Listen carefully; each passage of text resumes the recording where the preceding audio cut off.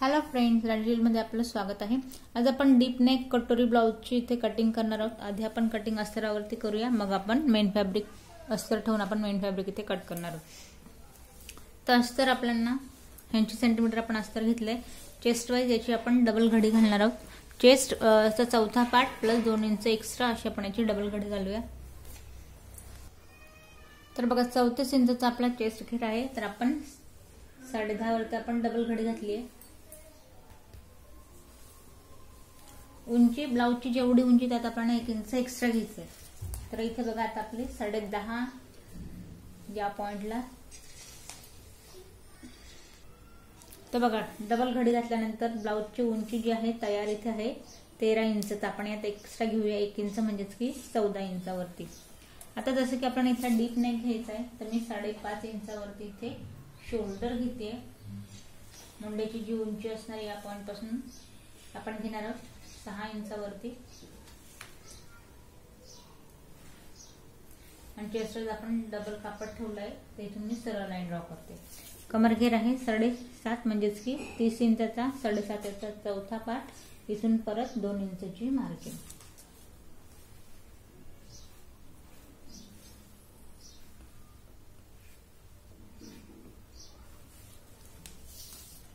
पाठीमागची जी गोलाई आहे ती आपल्याला द्यायची आहे 1.5 इंचावरती हलकीशी।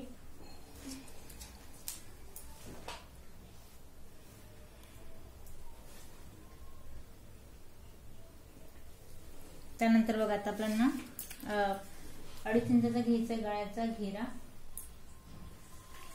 त्यानंतर या पॉइंट पासून 10 इंचावरती आपण डीप नेक हवा आहे, तर इथे मी 10.5 इंचावरती पॉइंट देते। अर्धा इंच आपण वाढवून घेतले। आता बघा एक आपण बॉक्स बनवून घ्यायचा, त्यानंतर आपण गळ्याला इथे आकार द्यायचा आहे 2.5, आणि अगदी परफेक्ट 2.5 इंचावरती आपण बॉक्स बनवून घ्यायचा आहे।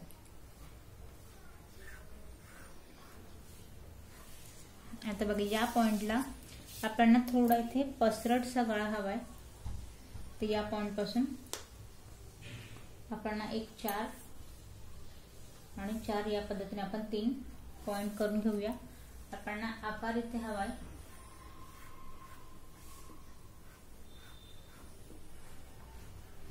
या शेप मध्ये, आपण इथे पसरट असा राऊंड हवा। शोल्डर मध्ये कमी जास्त करायचं नाही, फक्त या पॉइंटला आपल्याला पसरट इथे नेक हवाय। बंद बाजूपासून जो पाठीमागचा टक्स आहे तो आपण 4 इंचावरती घेतोय। उभा टक्स पण आपण या पॉइंटला 4 इंचावरती घेणार आहोत।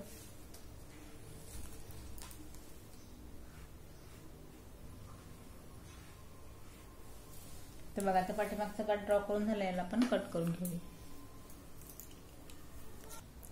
तर इथे बघा आपण पसरट डीप नेक इथे कट केलं या पद्धतीने। आता डीप नेक आपला कट करून झाला। आता फ्रंट पार्ट साठी आपण कापड जो असतं आपण इथे डबल फोल्ड ठेवायचं आहे। आता बघा आपण पेपर कटिंग केली होती जी मागच्या व्हिडिओमध्ये, त्याची मी तुमच्यासोबत डिस्क्रिप्शन बॉक्समध्ये लिंक शेअर करणार आहे, जेणेकरून तुम्हाला अंदाज येईल की कटोरी ब्लाउज साठी आपल्याला पेपर पॅटर्न हे कसं करायचंय। आता इथे माझ्याकडे पेपर पॅटर्न इथे रेडी आहे।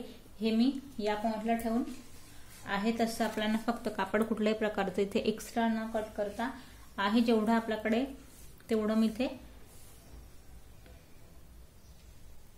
आता बघा कुठल्याही प्रकारचं एक्स्ट्रा आपण न घेता इथे या पॉइंटला आहे तसं आपण इथे कट करूया।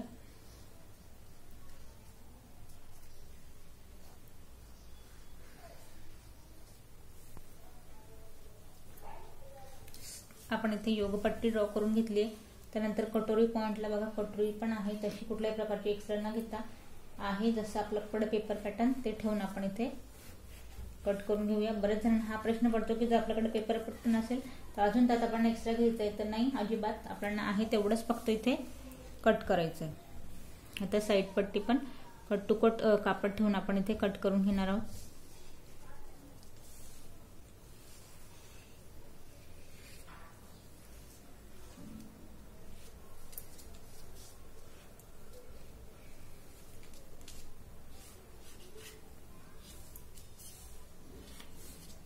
तर या पद्धतीने आता पूर्ण जे पेपर पॅटर्न इथे ड्रॉ करून घेतले याला आपण कट करून घेऊया।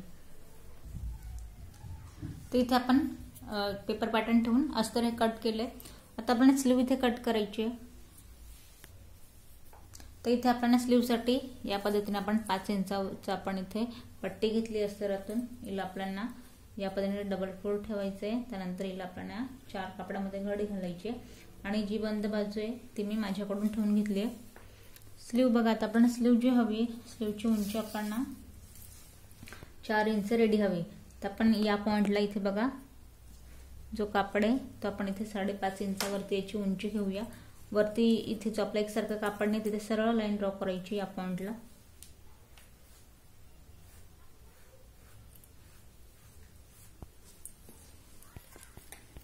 आता बघा दंडघेर आहे आपला इथे 6 इंचचा. तर यात आपण 12 इंचचा दंडघेर 6 वरती 1 पॉइंट दिलाय, 1.5 इंचाची इथे मार्जिंग आणि परत याच पॉइंट पासून काखेतला मेजरमेंट टाकायचं आहे 2.5 इंचावरती आणि तिरकीस मुंड्याची जी गोलाई ती घ्यायची आपण या पॉइंट पासून 7 इंचावरती. पुढे आपण 1.5 इंचाची मार्जिंग हवी, 1/2 इंचाचं आपण इथे कापड मॅच करणार आहोत.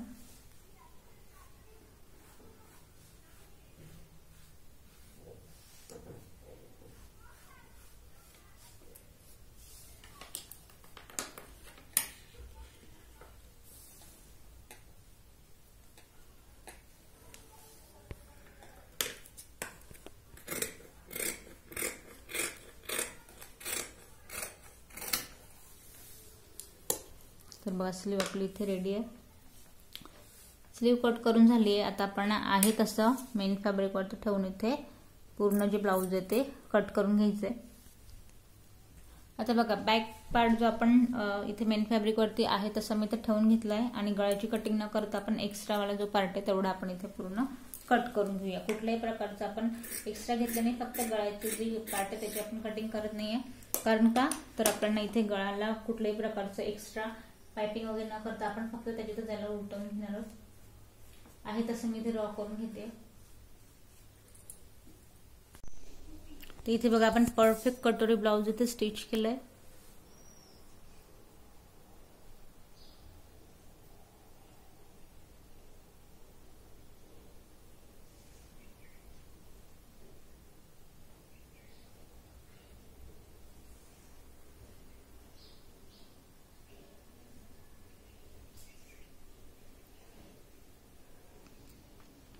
बॅक डीप नेक आपण इथे रेडी करून घेतलाय. इथे आपण नेकला इथे लेस लावून घेतली आहे. या पद्धतीने रेडीमेड नॉट आणि लटकन आपण रेडी केलेत. तर बघा आता ज्यांनी याची स्टिचिंग बघितली नाहीये त्यांच्यासाठी डिस्क्रिप्शन बॉक्समध्ये मी पेपर कटिंगची लिंक शेअर करणार आहे. त्यानंतर आपण कटोरीचा टक्स कसा टाकायला हवा तर टीचिंगचा पण मी पूर्ण इथे लिंक शेअर करणार आहे, जेणेकरून तुम्हाला समजेल की आपण ब्लाऊज हे कुठल्या पद्धतीने स्टिच करायला हवं.